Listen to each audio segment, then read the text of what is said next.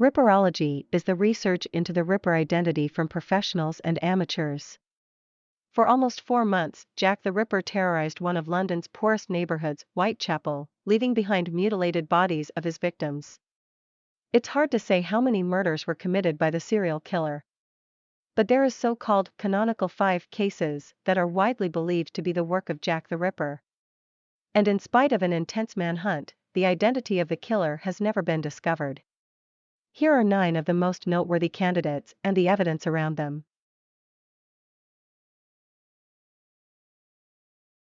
Montague John Druitt was a barrister and teacher who drowned himself shortly after his sudden dismissal as an assistant head at a London school. He died just after the last of the Whitechapel murders.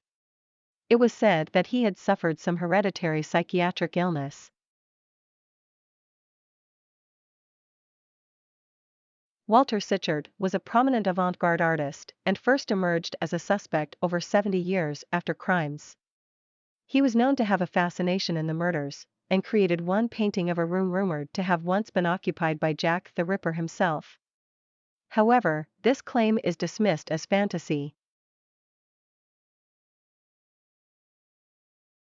Soren Kosowski was Polish by birth, who was also known as George Champion. He poisoned 3 mistresses to death and was nicknamed the Borough Poisoner. Champion told the police officers that they've got Jack the Ripper at last. He was executed in 1903. Although Champion worked as barber in Whitechapel at the time of the murders, it's unlikely he was the Ripper, since usually serial killers don't change drastically in modus operandi. Richard Mansfield was a talented actor. He was so convincing in his role as Dr. Jekyll and Mr. Hyde that one theatergoer wrote to the police accusing him of being Jack the Ripper.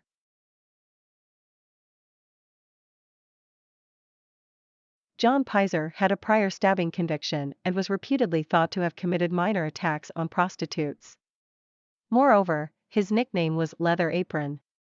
But eventually he received compensation from newspapers naming him as a Ripper.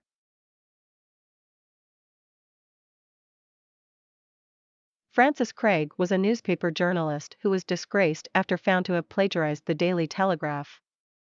It's said that he was married to Elizabeth Weston Davies, who worked as a prostitute under the name Mary King Kelly, one of the Ripper's victims. The journalist cut his own throat in 1903.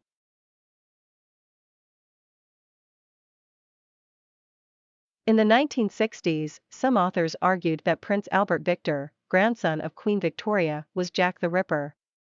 Questions arose because of Albert's mysterious life. His intellect, sexuality and mental health have been the subject of speculation. Rumors in his time linked him with the Cleveland Street scandal. There were whispers of his homosexuality. But still there is no hard evidence of Albert's involvement. Prince Albert wasn't even in London during any of murders. The evidence is circumstantial. There is no link between the murders and Prince Albert. All theories are based on minor coincidences. There are several people who are much more convincing suspects. Prince Albert Victor died on January 14, 1892 from influenza, a few weeks after his engagement. The cause of his death became a subject of speculation too. The theory that was put together, pinning the chilling Whitechapel murders on one David Cohen, claims that this name was actually the John Doe identity given to him at the time.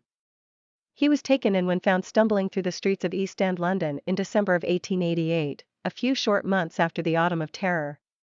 It is claimed that Cohen's real name was Nathan Kosminski, a Polish that matched the description of the wanted man known as Leather Apron, who would later form the pseudonym of Jack the Ripper. In December, a man was found rambling on the streets speaking nothing but a little Yiddish. The man turned violent and as a result was restrained to prevent injury to him and the police officers. Later on that day he was registered as David Cohen at the infirmary since he provided no details regarding neither his name nor his address. During his time at the infirmary, Cohen was prone to violent tendencies that led to his later transfer to Conley Hatch under restraint. It is thought that if Cohen had been around today, he would have been diagnosed as a paranoid schizophrenic. During October 1889, Cohen was restricted to his bed and after a few days passed away.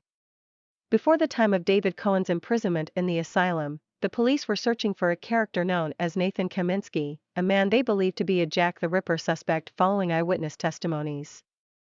Kosminski was said to have a great hatred of women along with homicidal tendencies, making him a suitable candidate for the Jack the Ripper murders. Nathan Kosminski is believed to have been David Cohen's real name. A theory suggests that due to the language barriers evident at that time and the fact that Cohen refused to provide his real name, David Cohen is nothing more than pseudonym given by the infirmary. Kosminski was known to have lived in a location central to the Ripper murders, in Black Lion Yard, and he possibly was meeting with ladies of the night.